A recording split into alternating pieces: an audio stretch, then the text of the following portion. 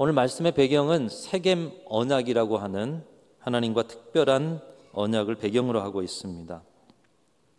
언약이라는 말은 히브리어로 베리트라는 말입니다. 의미는 언약을 자르다. 언약을 자르다. 이 자르다라는 말은 제단 위에 제물을 올려놓고 그 제물을 하나님께 드리기 위해서 아브라함이 이렇게 비둘기를 얹어놓고 또 그 배를 갈라서 잘라놓듯이 제물을 잘라놓듯이 언약을 자르다. 다시 말하면 생명을 담보로 하나님과 맺는 약속을 의미하는 것입니다. 성경에 보면 하나님과 인간 사이에 맺은 여러 모양의 언약이 있습니다. 대표적인 언약으로 창세기 9장에 보면 무지개 언약이 있죠. 이 세상을 물로 다 이렇게 덮으신 후에 다시 또 새로운 세상이 시작될 때 무지개가 탁 떠오르게 하시고 이제는 다시 노아와 온 인류를 내가 물로 심판하지 않겠다 하시는 무지개 언약. 또 창세기 12장에 보면 아브라함을 부르십니다. 그리고 아브라함과 언약을 맺으시죠. 땅의 축복과 또 자손의 축복을 너에게 주겠다. 너를 통해 민족을 이루게 하겠다. 복의 근원이 되게 하겠다. 그리고 아브라함의 후손들이 민족을 이루어 출애굽하고 시내산에 이를 때 그 온 이스라엘 민족과 너희는 내 백성이고 나는 너희의 하나님이 되리라. 율법을 주시고 또 십계명을 주시면서 이스라엘 백성들과 맺었던 시내산 언약. 그 외에도 오늘 세겜 언약, 다윗과 맺은 다윗 언약, 예수님을 통한 새 언약, 그런 언약들이 많이 성경에 기록되어 있습니다. 이 언약은 한 시대를 마무리하고 새로운 시대를 시작하면서 하나님께서 하나님의 백성들과 어떤 관계를 맺고 싶으신가, 하나님의 백성들을 향한 하나님의 뜻은 무엇인가, 그것을 드러내는 통로로 사용되었습니다. 오늘 세겜 언약을 통해서도 하나님은 하나님의 뜻을 가르치시는데요. 특별히 세겜이라는 지역이 특별한 역사적 의미를 가지고 있습니다. 신학자 행스텐베르그라는 사람이 이 세겜의 역사적 의미를 이렇게 이야기합니다. 세겜은 아브라함이 가나안 땅으로 들어와서 처음으로 제단을 쌓은 성스러운 곳이다. 하란에서 돌아온 야곱이 디나 사건 이후에 크게 각성하고 이방에서 들여온 모든 우상을 땅에 묻고 새롭게 자신의 삶을 개혁한 장소이다. 가나안 땅에 들어온 이스라엘 백성들이 약속대로 계약을 새롭게 한 맹세의 장소이다. 그렇기 때문에 여호수아가 이스라엘 백성들을 소집해서 언약을 갱신하기로 한 가장 적합한 장소가 바로 세겜이었다. 이렇게 기록하고 있습니다. 성스러운 장소, 그리고 개혁의 장소, 또 하나님 앞에 맹세한 장소. 이 세겜은 이스라엘 백성들에게 너무나도 많은 것으로 기억되는 아주 신앙에 있어서 중요한 그런 자리였습니다. 이 세겜 언약에 있어서 중심이 되었던 지도자는 여호수아였습니다. 여러분, 또 여호수아는 어떤 사람이었습니까? 모세의 몸종이었죠. 몸종이라는 말이 좀 요즘 시대에 맞지 않은데요. 비서다 이렇게 생각하시면 되겠습니다. 특별히 회막에서 모세가 하나님을 대면할 때 그 회막을 지켰던 사람. 근데 모세는 퇴근을 해요. 자기 장막으로 집으로 가요. 근데 회막을 떠나지 않은 사람, 청년 여호수아. 오늘의 시대의 청년들, 그리고 이 시대 영적으로 깨어있는 영적인 청년들, 회막을 떠나지 않는 자리가 필요하다라는 것이죠. 우리 여호수아가 그렇게 신실한 청년이었습니다. 그 신실함은 12정탐꾼에 뽑혀서도 나타나는데 온 민족이 하나님을 원망합니다. 그런데 그 자리에서 여호수아와 갈렙은 하나님이 우리 가운데 일하신다, 하나님이 우리 가운데 주신 땅이다. 모든 민족이 하나님을 거부해도 하나님을 긍정했던 그 뿌리와 저력이 바로 그 신실하면서 나타난 것입니다.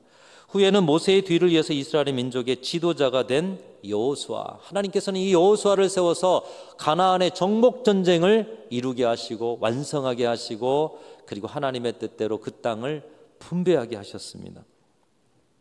이스라엘 민족은 여호수아와 함께 요단강을 건너고 여리고성의 전쟁을 시작하면서 파란만장한 그런 역사를 겪어내면서 드디어 하나님이 주신 땅에 평화롭고 풍요로운 것을 누리게 되었습니다. 그렇기 때문에 실제적으로 살아있는 영웅과 같은 이 사람이 그들의 역사에 함께 한다는 것 자체가 가나안 땅에 살아갔던 이스라엘 민족에게는 큰 영광이었을 것입니다.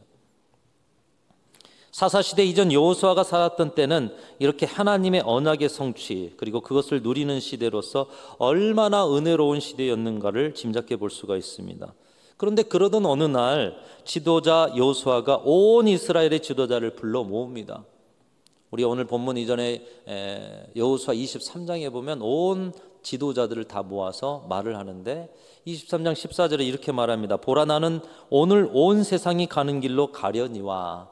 무슨 말이죠? 오늘 온 세상이 가는 길로 가려니와. 이제 내가 이 땅을 떠날 날이 가까웠다라는 것이죠. 생애의 마지막 시간이 다가옴을 직감한 여호수아가 먼저 23장에는 온 이스라엘의 지도자를 불러놓고 이제 내가 떠날 때가 가까웠는데 하나님이 우리를 인도하신 역사가 이렇지. 또 그 하나님의 뜻대로 지도자들이 먼저 앞서서 살아가야 된다. 그리고 오늘 24장에는 온 백성을 세겜에 불러놓고 하나님과 새 언약을 맺는 장면이 오늘 본문 내용에 전개되고 있습니다. 자, 여호수아가 이스라엘 백성들을 불러놓고 그들에게 강권하는데 오늘 우리에게도 하반기를, 새로운 시대를 맞이하는, 새로운 시절을 맞이하는 우리에게도 주시는 말씀으로 알고 우리 같이 한번 여호수아 24장 14절 같이 한번 읽겠습니다. 시작. 그러므로 이제는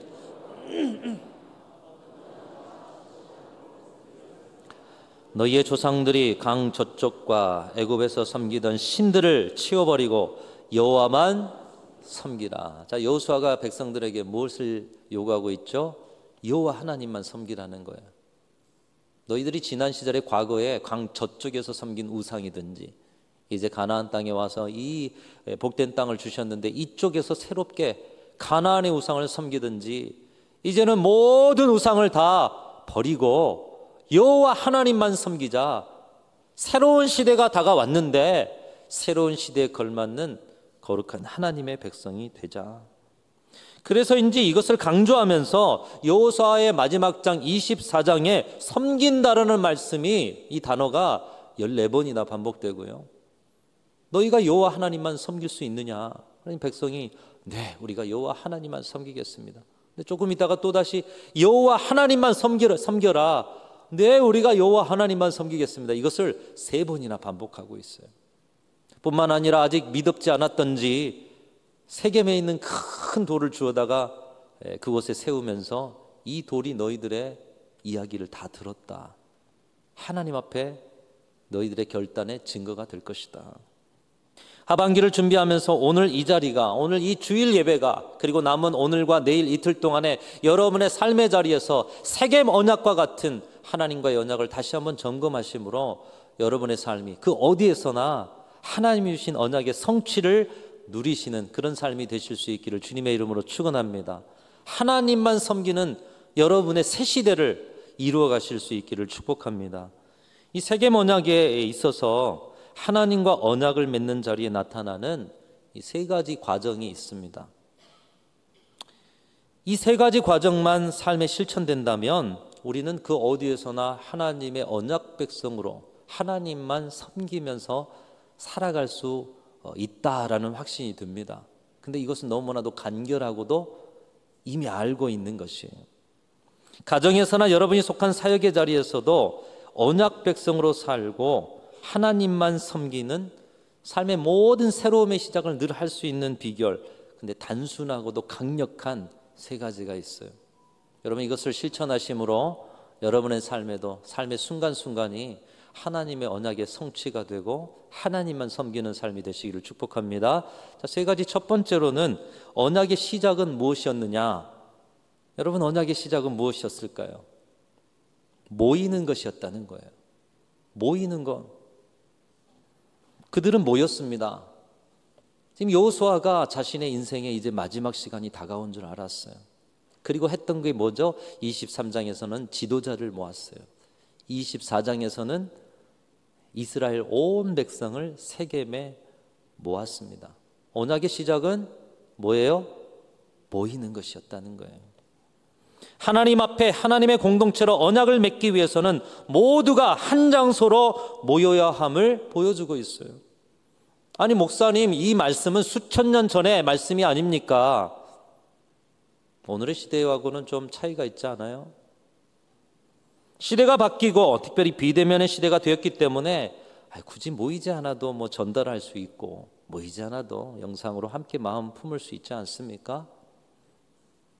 그러나 오늘의 시대에도 기본은 모이는 것이라는 거예요.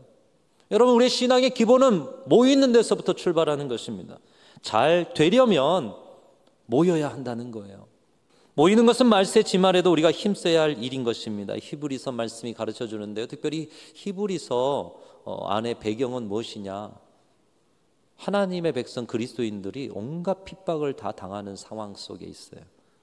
그들이 예수 믿었다는 것으로 칼로 죽임을 당합니다. 불에 태움을 당합니다. 예수님처럼 십자가에 달린 건 기본이고요. 톱으로 켬을 당합니다. 여러분, 예수 믿었다고 그런 핍박 받고 계십니까?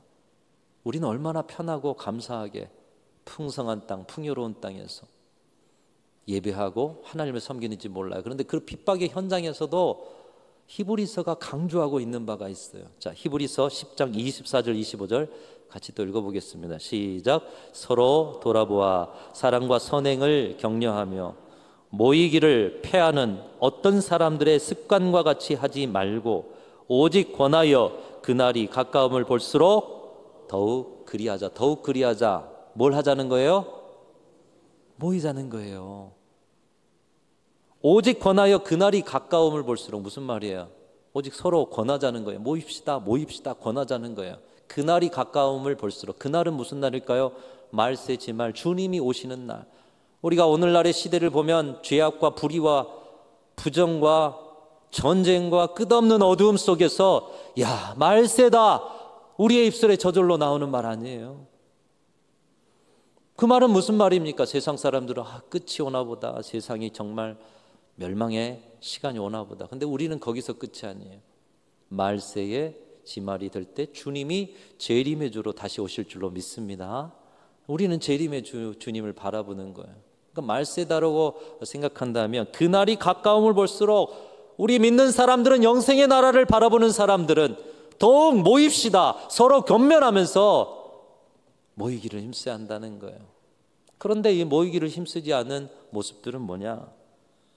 어떤 사람들의 습관, 이 어떤 사람들의 습관, 믿음을 드러내기 힘들어하고요, 또 믿음으로 선한 싸움 싸우기 힘들어하는 그런 믿음이 연약한 자들의 습관 따라가지 말고 오늘도 생명 걸고 주님 오실 날을 고대하는 사람들이라면 권하고 함께 모이기를 힘쓰는 삶 삽시다. 여러분, 오늘날 모이기를 힘쓰기보다는 모이기를 패하는 자리들이 많아지고 있어요. 모이기를 패하는 일의 결과를 우리는 우리 교회 주변 상가들을 통해서 봅니다. 더 이상 사람들이 모여지지 않은 구도심의 상황은 텅텅 비어가고 있다는 것이에요. 어떻게든 모여야 할 선한 이유를 찾지 못하면 그 결론은 불보듯 뻔하다는 거예요. 오늘 예배만 아니라 여러분 안에, 우리 교회 신앙의 자리에 모여야 할 이유들이 넘쳐나실 수 있기를 주님의 이름으로 축원합니다. 하반기 시작하면서 여러분 이번 한 주간 또 오늘과 내일 바로 이 모임에 대한 결단을 여러분의 가정에서, 여러분이 사랑하는 분들 사이에서, 그리고 우리 교회의 사역의 현장에서 이 모임을 시작하실 수 있는 저와 여러분들이 되시기를 축복합니다. 또 두 번째로, 새로운 시대 언약 백성으로 사는 비결은 하나님이 인도하신 은혜의 역사를 기억하는 것입니다. 오늘 찬양대 찬양이 얼마나 은혜스러운지요. 고난 내 영혼 편히 쉴 곳과 풍랑 이로도 안전한 포구, 폭풍 가운데 함께 하시는 주의 영원하신 팔 의지해. 과거를 돌아보는 거잖아요. 내 인생 가운데, 그 고난 여정 가운데 하나님의 손이 함께하는 역사를 기억하는 거잖아요. 바로 그 자리에서 새로운 기대가 샘솟는 것이죠. 새 시대의 언약 백성으로 살아가는 자리는 하나님의 역사를 반드시 기억하는 것입니다. 여호수아가 지도자를 모아놓고 또 이스라엘 백성들을 세겜에 모아놓고 한 일이 그것입니다. 하나님께서 너희들의 지난 시절을 이렇게 인도하시지 않았느냐, 그 역사를 기억하는 것이었어요. 오늘 여호수아가 이스라엘 백성들을 모아놓고 세겜에서 하나님의 역사를 기억했던 모습은 어디선가 본 듯합니다. 이걸 어디에서 여호수아가 배웠을까? 모세에게 배운 게 아닐까? 모세도 마지막 비스가산 기슭으로 홀로 죽음의 자리로 나아갈 때 모압 평지에 이스라엘 백성들 모아놓고 하나님이 이루어 오신 그 역사를 이스라엘 백성들과 함께 나누는 말씀, 바로 그 말씀이 신명기의 말씀이에요. 오늘 여호수아는 23장, 24장 두 장에 걸쳐서 말하지만 모세는 신명기 한 권을 전체를 가지고 하나님의 역사를 기억했어요. 얼마나 많은 이야기를 했는지, 출애굽과 광야 생활 속에 하나님이 행하신 역사가 무엇인지, 여러분의 자녀들에게 그들이 듣지 않아도, 듣기 싫어해도 하나님이 여러분의 인생 가운데 행하신 역사를 들려주시고 기억할 수 있도록 새겨주시기를 주님의 이름으로 축원합니다. 그것이 우리가 새 시대를 하나님만을 섬기는 역사로 나아가는 또 하나의 단순하고도 강력한 길이라는 것이에요. 주중에 큐티를 통해서 우리는 아삽의 시를 묵상해 왔습니다. 아삽이 낙심과 실족의 상황 속에서도 일어설 수 있는 이유가 하나님의 일하심을 기억함에 있었다, 이렇게 고백하고 있어요. 시편 77편 10절 12절입니다. 아삽이 그렇게 고백해. 우리 같이 한번 또 읽어봅니다. 같이 읽어보겠습니다. 띄워주십시오. 시작. 또 내가 말하기를 이는 나의 잘못이라. 지존자의 오른손의 해 곧 여호와의 일들을 기억하며 주께서 옛적에 행하신 기이한 일을 기억하리이다. 또 주의 모든 일을 작은 소리로 읊조리며 주의 행사를 낮은 소리로 되뇌이리이다. 이 아삽이 자신의 인생 가운데 끊임없이 내가 주의 행하신 일을 기억하겠습니다. 그런데 이 주의 행하신 일을 어떻게 표현해 놓았느냐? 역시 시인은 시인인 것 같아요. 주님의 행하신 일을 내가 기억하겠습니다. 읊조리겠습니다. 되뇌이겠습니다. 그 기이하신 일을 기억하겠습니다. 그런데 그 주님의 행하신 일을 어떻게 표현해놨느냐? 지존자의 오른손에 해라고 표현해놨어요. 여러분, 우리는 해가 낮에 뜨고 밤에는 지죠. 구름 끼면 해가 가려져요. 그런데 언제나 여러분의 인생에 해 뜨는 방법이 있어요. 지존자의 해가 뜨게 하는 방법. 지존자의 오른손의 해가 무엇이냐? 하나님이 여러분의 인생 가운데 행해 오셨던 역사, 그 기이한 일, 그것을 떠올리는 자리가 바로 지존자의 오른손에 해가 뜨는 자리라는 거예요. 그렇다면 우리 인생의 모든 자리는 해 뜨는 자리예요. 기억만 하면 되는 것이에요. 하나님이 여러분의 인생 가운데 펼쳐주신 그 역사가 얼마나 많습니까? 내 인생의 문제와 낙심과 실족과 넘어지고 미끄러질 뻔한 그 자리에서도 하나님의 역사를 기억했더니 지존자의 오른손의 해가 내 인생에 떴다라는 것이에요. 여러분, 이 아삽의 승리와 찬양이 여러분의 삶에도 있으시기를 축복합니다. 하나님이 여러분의 상반기 동안에 행하신 일을 기억하십시오.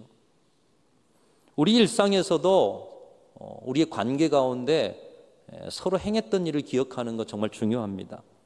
누군가가 나를 위해서 해준 일이 별로 없어요. 저 사람 보면 별로 기억나는 일이 없어요. 또 나도 그분에게 해준 일이 없어요. 서로가 서로에게 아무 일도 생각나지 않은데 서로를 기대할 수 있겠습니까? 아무 일도 일어나지 않는 거예요. 서로에게 기대가 되려면, 야, 지난 시절 내가 어려울 때 당신이 나를 그렇게 도왔지. 나도 앞으로 내 삶 속에서 나도 당신을 돕고 또 내가 어려울 때 또 그 당신의 돕는 손길이 있을 거라고 믿어. 이런 속에서 우리가 새로운 시간들의 기대가 되는 것 아니겠어요? 근데 저 사람을 봐도, 저 사람이 나를 봐도 아무런 지난 시절에 했던 일이 떠오르지가 않아요. 하나님과의 관계도 마찬가지죠. 하나님이 우리에게 행해 주신 것은 많은 것 같은데 떠오르지 않는다. 그러면 어떻게 새 역사를 기대하겠습니까? 어떻게 하반기에 하나님을 의지하고 기대하면서 하나님만을 섬기기로 결단할 수 있겠습니까? 여러분, 오늘이 가기 전에 여러분의 가정 안에서 함께 모이십시오. 첫 번째로는 또 여러분의 소그룹으로 모이십시오. 그리고 그 자리에서 상반기 동안 여러분에게 행해 주신 하나님의 역사를 서로 나누고 기억하고 되뇌이고 읊어내고 찬양하는 저와 여러분의 자리를 만들어 가실 수 있기를 축복합니다. 바로 그 자리에 새로운 새 역사가 시작되는 거예요. 오늘 집에 가서 여러분 꼭 숙제하시고 여러분 서로가 그것을 좀 나누시길 바라요. 세 번째로 새로운 시대 언약 백성으로 사는 비결은 결단하는 것입니다. 결단. 그들은 결단하고 또 결단했습니다. 그래서 저는 마지막에 축도할 때 항상 결단에 대한 이야기를, 단어를 넣어요. 결단한다. 오늘 세겜 언약을 위해서 여호수아는 이스라엘 백성들에게 3번이나 다짐을 받아요. 너희가 하나님만을 섬겨라. 네, 섬기겠습니다. 또 하나님만을 섬겨라. 섬기겠습니다. 그리고 아까 앞에서 말씀드렸듯이 섬기라는 단어를 이 24장에 14번이나 반복하고요. 그것도 믿음지 않아서 돌을 세워요. 증거의 돌로. 그런데 여러분, 이렇게 세겜 언약을 맺은 이들이 영원토록 하나님만 섬기는 주의 백성이 되었느냐는 거예요. 사사기 2장 10절 한두 장만 성경 넘기면 그들이 이 언약 후에 어떻게 살았는지를 볼 수가 있습니다. 제가 읽습니다. 그 세대 사람도 다 그 조상들에게 돌아갔고 그 후에 일어난 다른 세대는 여호와를 알지 못하며 여호와께서 이스라엘 위하여 행하신 일도 알지 못하였더라. 이스라엘 자손이 여호와의 목전에 악을 행하여 바알들을 섬기며 애굽 땅에서 그들을 인도하여 내신 그들의 조상들의 하나님 여호와를 버렸다라고 이야기하고 있어요. 버렸다. 한 세대가 지나니 오늘 이 세겜 언약, 아마도 어린 심령들도 있었을 터인데 다음 세대에 이 언약의 기쁨이 전파되지 못하고 하나님도 알지 못하고 이방의 바알과 우상을 섬기고 여호와를 버렸다. 아무리 몇 번이고 다짐을 해도 14번이나 섬겨라는 말이 나오고 세겜이라는 역사적 장소에서 시대의 영웅 여호수아와 함께 하나님 앞에 언약을 세운들 그들의 결단, 여러분 얼마나 같다라는 거예요. 그들의 결단은 지켜내는 일에 실패했다라는 것입니다. 이런 연약함을 하나님이 모르셨을까요? 우리 인생의 연약함을 모르셨을까요? 하나님과 맺은 언약을 늘 변개합니다. 그런 이스라엘 백성들 하나님은 어떻게 대하십니까? 근데 그들을 포기하지 않으셔요. 오늘 세겜 언약 후에 또 나라를 이루셔서 다윗을 세운 후 다윗과 또 언약을 맺으시고 다윗의 신앙을 귀하게 여기셔서 그의 아들 솔로몬과 또 언약을 맺으시고 그래도 부족하여서 독생자 아들 예수 그리스도를 보내셔서 그 예수 그리스도를 믿는 믿음 안에서 우리와 새 언약을 맺으신 하나님, 자비롭고 은혜롭고 노하기를 더디하신 하나님, 인자와 진실이 많으신 하나님은 우리가 또 배반할 줄 알면서도 계속하여서 새로운 언약을 맺어 가시는 분이신 것을 볼 수가 있습니다. 여러분, 그렇기 때문에 하나님은 우리를 포기하지 않으시기 때문에 우리가 삶 속에서 언약을 맺고 실패해도 우리 또한도 또다시 결단하고 또다시 결단해야 한다라는 것이에요. 예수님께서도 그렇습니다. 우리가 다음 주에 성찬식을 하게 되는데 주님이 오실 때까지 이 성찬을 기념하라. 무슨 말이죠? 기억하고 그 예식을 계속 행해라는 거예요.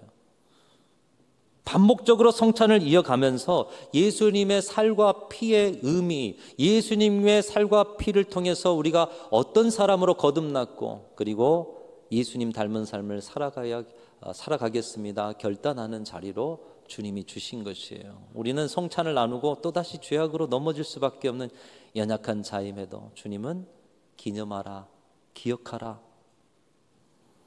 여러분, 저와 여러분의 부족함이 때로는 있을지라도 여러분의 삶의 자리에서 또다시 결단하고 또다시 결단하여 새 시대를 하나님만 섬기는 새 역사를 이루어 가신 언약 백성들이 되시기를 축복합니다. 오늘 주신 말씀의 3가지 단순하고도 절대적 그런 과정을 말씀하고 있어요. 첫 번째로는 모이기에 힘쓰십시오. 두 번째로는 하나님이 여러분에게 행하신 일을 늘 기억하셔서 인생의 지존자의 오른손의 해를 늘 보고 살아가시기를 축복합니다. 세 번째로는 결단하고 또 결단하십시오. 그러하실 때 하반기에 더 큰 하나님의 은혜를 경험하는 저와 여러분과 모든 우리 교회의 사역들이 되어질 줄로 믿습니다. 그 사역 이루어 가시는 행복한 신앙과 인생을 살아가시기를 축복합니다.